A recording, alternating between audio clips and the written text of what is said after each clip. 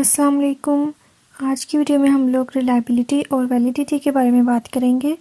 ये research methodology का दूसरा लेक्चर है। प्रीवियस लेक्चर में हम लोगों ने रिसर्च की डेफिनेशन और कुछ टर्मिनोलॉजीज़ के बारे में डिस्कस किया था, रिसर्च की टाइप्स के बारे में डिस्कस किया था।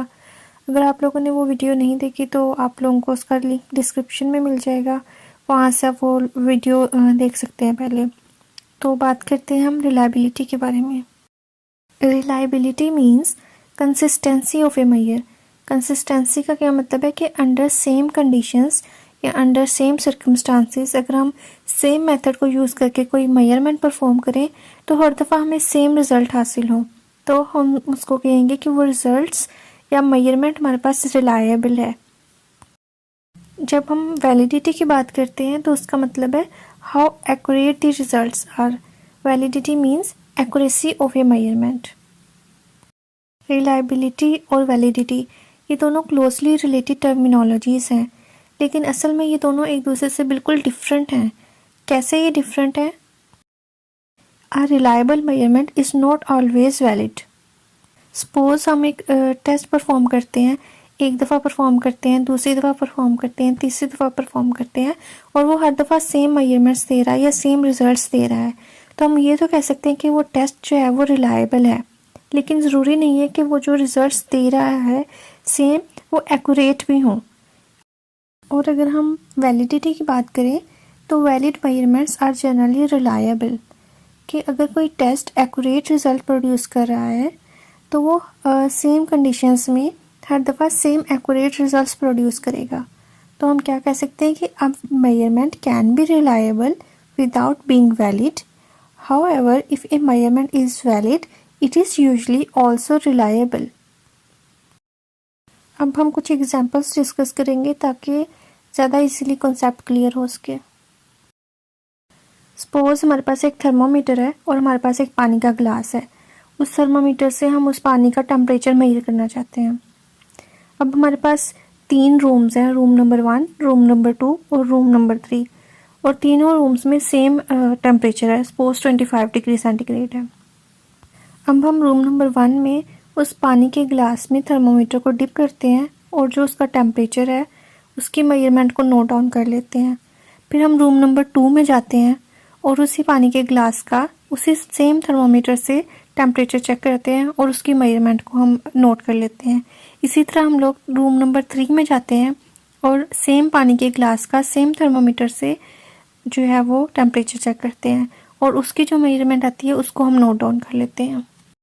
अब क्योंकि हमारे पास आइडेंटिकल कंडीशन है, सेम सर्कमस्टांसेस हैं, तीनों रूम्स का टेम्परेचर भी सेम है, हमने पानी भी सेम यूज़ किया है और हमने थर्मोमीटर भी सेम यूज़ किया है।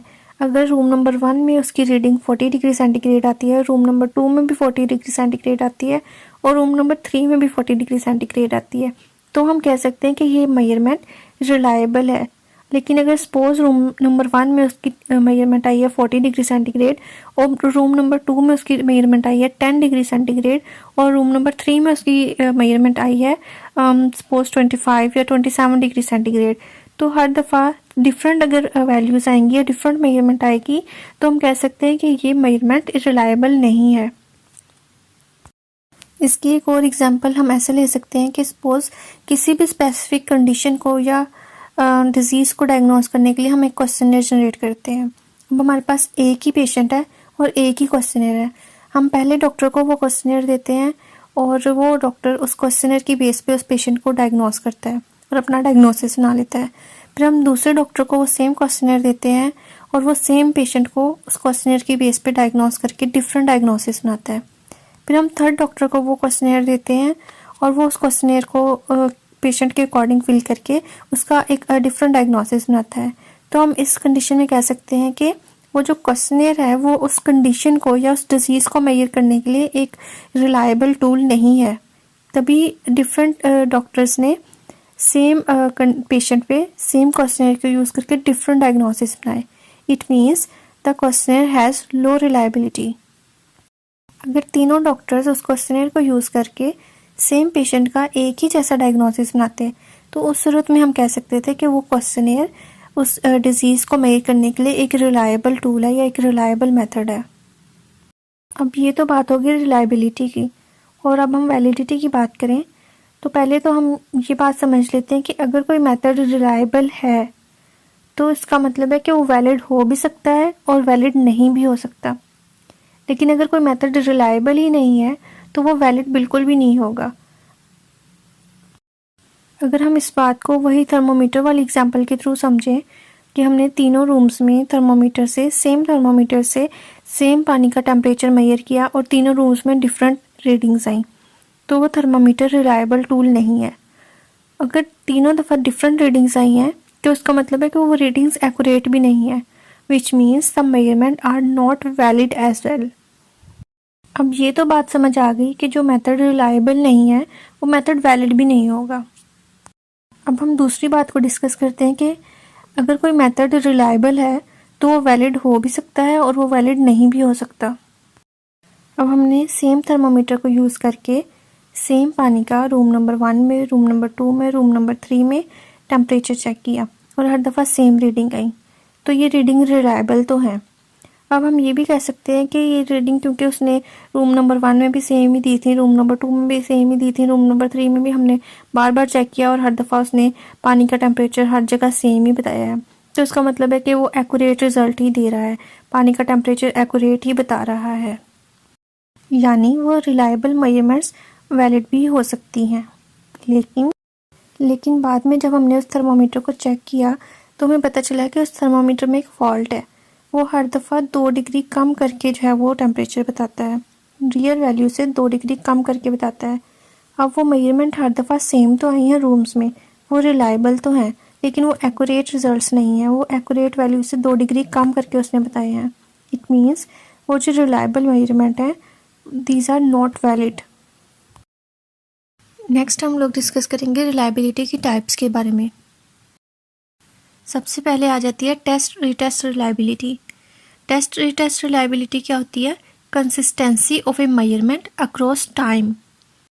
कि सपोज हमने आज एक चीज़ की रीडिंग नोट की है, फिर हम 1 वीक के बाद उसकी मेजरमेंट लेते हैं और फिर हम 1 मंथ के बाद उसकी मेजरमेंट नोट करते हैं, तो हर दफ़ा across different time periods same results आए तो हम उसको कहते हैं टेस्ट रीटेस्ट रिलायबिलिटी।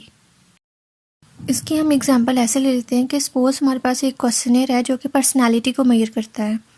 हम 5 लोगों से वो क्वेश्चनर फिल करवाते हैं और उनके आंसर्स देखते हैं, क्योंकि पर्सनालिटी दिनों में या महीनों में या हफ्तों में तो चेंज नहीं होती, तो हम अगर सेम क्वेश्चनर कुछ दिनों बाद या कुछ हफ्तों बाद उन्हीं 5 पार्टिसिपेंट से फिल करवाएं और वो सेम आंसर्स दें जो उन्होंने फर्स्ट टाइम दिए थे, तो इसका मतलब है कि वो क्वेश्चनर जो पर्सनालिटी को मेजर करने के लिए that questionnaire has high test retest reliability. एक हमारे पास होती है इंटररेटर रिलायबिलिटी। इंटररेटर रिलायबिलिटी होती है the consistency of a measure across observer, कि अगर सेम मेजरमेंट को तो डिफरेंट लोग कंडक्ट करवाएं तो उसके सेम रिजल्ट्स आएँ। नेक्स्ट हमारे पास रिलायबिलिटी की टाइप है internal consistency, the consistency of measurement itself. Internal consistency का मतलब है कि we get the same results from different part of a test that are design to measure the same thing.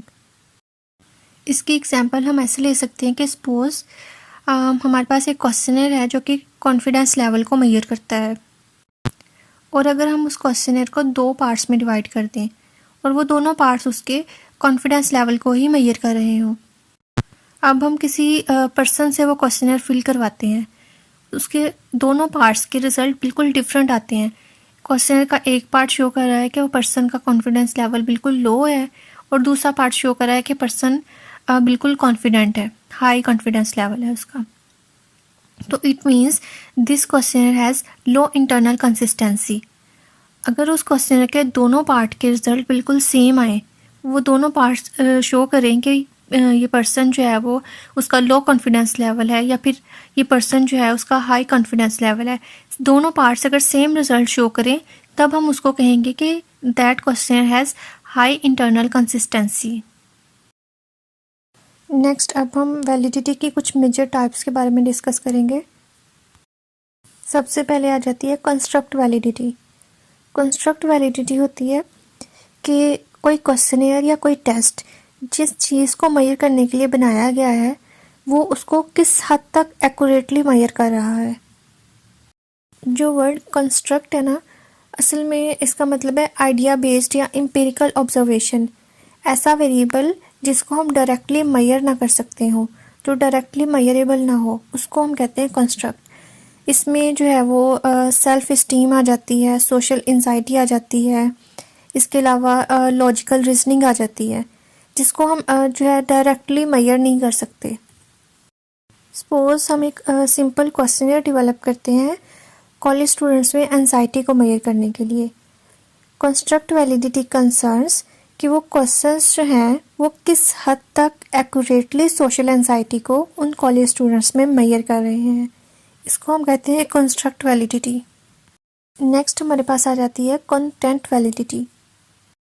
Content validity का मतलब है कि कोई इंस्ट्रूमेंट या कोई टेस्ट जिस चीज़ को मेजर करने के लिए यूज़ होता है वो कितने अच्छे तरीके से उसके सभी कंपोनेंट्स को, उसके सभी रेलिवेंट पार्ट्स को मेजर कर रहा है, इसको कहते हैं कंटेंट वैलिडिटी। सपोज हम एक क्लास के स्टूडेंट्स का level of English language check करना चाहते हैं और हम एक टेस्ट पेपर जनरेट करते हैं इसके लिए। अब जो लेवल ऑफ इंग्लिश लैंग्वेज है इसमें डिफरेंट कंपोनेंट्स आ जाते हैं। इसमें राइटिंग का कंपोनेंट भी है, रीडिंग का कंपोनेंट भी है, स्पीकिंग का कंपोनेंट भी है, लिसनिंग का कंपोनेंट भी है। अगर वो टेस्ट स्टूडेंट्स के सिर्फ रीडिंग और राइटिंग कंपोनेंट को मेजर कर रहा है तो फिर हम कहेंगे the test lack content validity for measuring the overall level of English language. Last में हमारे पास आ जाती है criterion validity. It is the extent to which the result of a measure correspond to other valid measure of the same concept. एक example के through इसको समझ ले कि हम किसी एरिया में वोटर्स का पॉलिटिकल ओपिनियन जज करने के लिए एक सर्वे कंडक्ट करवाते हैं। अगर सर्वे के रिज़ल्ट एक्यूरेटली ये बात प्रेडिक्ट करें कि अगर उस एरिया में इलेक्शंस हों तो उसके क्या आउटकम्स हो सकते हैं, तो हम उसको कहेंगे the survey has high criterion validity, कि how accurately it predicts the outcome.